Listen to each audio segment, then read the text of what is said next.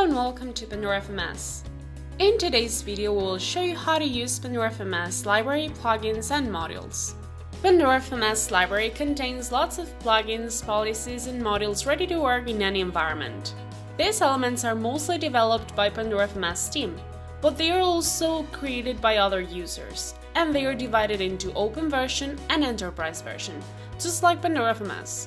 You may access the library in two different ways. The first one is right from the website of the library, and the second one is through Pandora FMS console itself.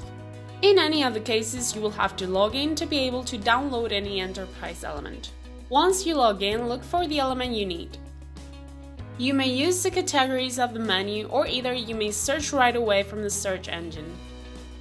Depending on the element, it will be necessary to register it in Pandora FMS console, as it is the case of server plugins, upload them in the case of policies, send them to the devices if it is an agent plugin, or create a module manually with the indicated syntax. For example, we're going to download a policy and then upload it to Pandora FMS console to be able to use it. Choose the policy you wish, click on the policy link and download it. Next, go to the directory where it has been downloaded and unzip it. Then you may upload this policy to Pandora FMS console.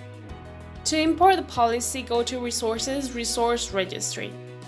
There, select the policy and upload it. And with this, you would already have the policy ready to be applied to your agents.